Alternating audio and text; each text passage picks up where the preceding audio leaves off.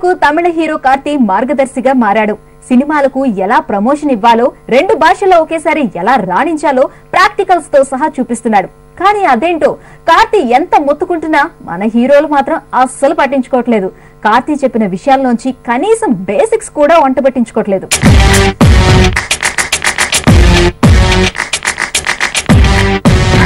కార్తీ నిన్న కాక మొన్న ఇండస్ట్రీకి వచ్చాడు. పేరుకు తమిళ హీరోనే అయినా చేసిన 5 సినిమాలతోనే టాలీవుడ్ లో కూడా పాపులర్ అయ్యాడు. 5 ఏళ్ల కిందటి తన సినిమాను ఇప్పుడు ఫ్రెష్ గా తెలుగులో రిలీజ్ చేస్తున్నాడు.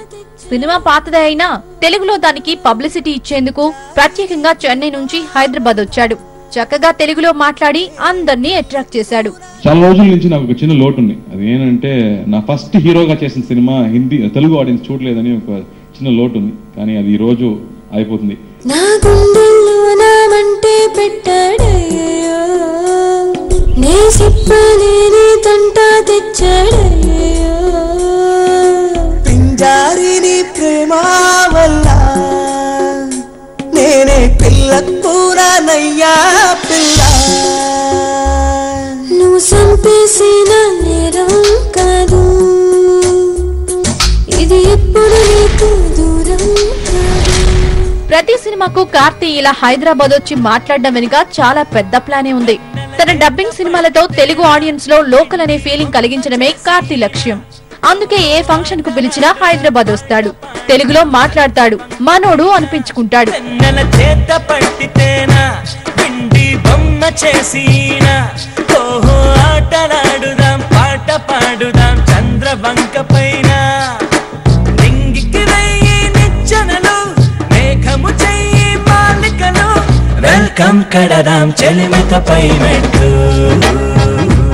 కార్తీ ఇలా 3 ఏళ్ల నుంచి పక్కా ప్లానింగ్ తో టాలీవుడ్ లోకి చొచ్చుకొస్తుంటే తెలుగు హీరోలు మాత్రం ప్రమోషన్ లో చాలా వెనుకబడిపోయారు. తమిళ వెర్షన్ కు సంబంధించిన ఫంక్షన్లను కూడా హైదరాబాద్ లోనే సెలబ్రేట్ చేసి చేతులు దులుపుకుంటారు. ఫ్లైట్ ఛార్జీలు మిగిలాయని సంబరపడుతుంటారు. చెన్నై వెళ్లి పబ్లిసిటీ చేసినప్పుడే ఎవరికైనా మన అనే ఫీలింగ్ వస్తుంది. ఇక్కడే కూర్చొని అక్కడ రిలీజ్ చేస్తామంటే ఎవరూ పట్టించుకోరు. ఈ విషయంలో కార్తీని చూసి మన హీరోలు నేర్చుకోవాల్సింది చాలా ఉంది.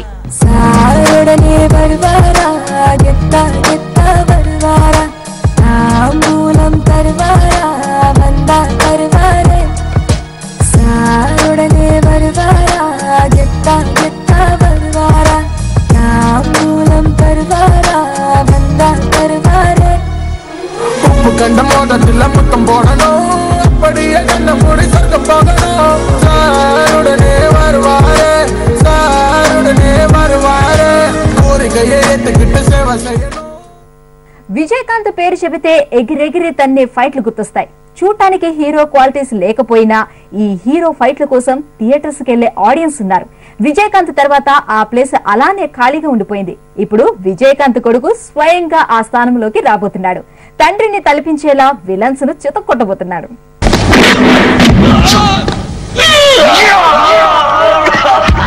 విజయకాంత్ ఒకప్పటి తమిళ స్టార్ హీరో. చూడ్డానికి ఇంతే ఉంటాడు కానీ ఫైట్ చేశాడంటే కళ్ళప్పగించి అలా చూడాల్సిందే. 6 అడుగుల విలన్ ని కూడా ఎగిరెగిరి తంతాడు.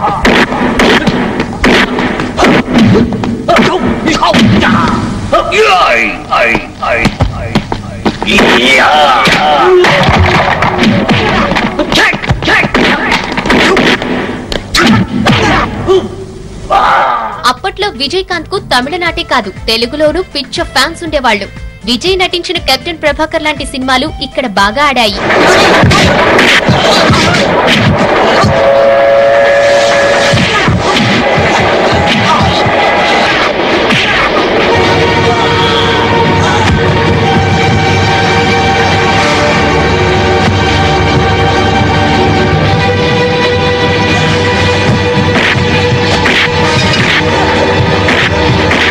విజయకాంత్ కు సినిమాలంటే బోర్ కొట్టేసింది.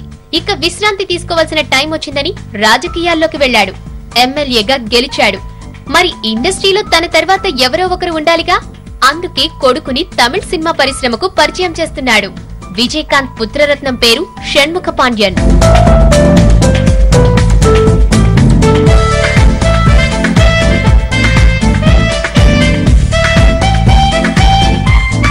షణ్ముఖ పాండ్యన్ తండ్రిని మించిన తనయుడు. విజయకాంత్ కలర్ ని, సినీ వారసత్వాన్ని పుణికిపుచ్చుకున్న ఈ అందగాడు తమిళ ఇండస్ట్రీని ఏలాలని ఫిక్స్ అయ్యాడు. అందుకోసం అద్భుతమైన కథ రాయమని సినీ రచయితలను పురమాయిస్తే ఒక్కరూ సాహసం చేయలేకపోయారు. ఇక వాళ్ళు వీళ్ళు ఎందుకని విజయకాంతే కథ రాసేశాడు. త్వరలోనే షూటింగ్ స్టార్ట్ అవుతుంది. విజయకాంత్ ని మిస్ అయిన అభిమానులు ఇక నుంచి షణ్ముఖ పాండ్యాన్ని చూసి మురిసిపోవడం ఖాయం.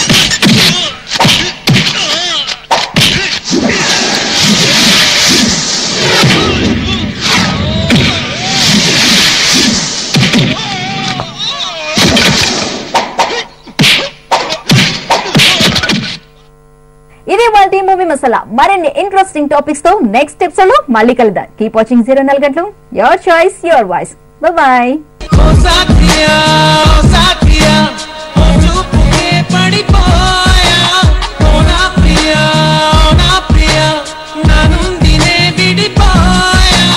నువ్వు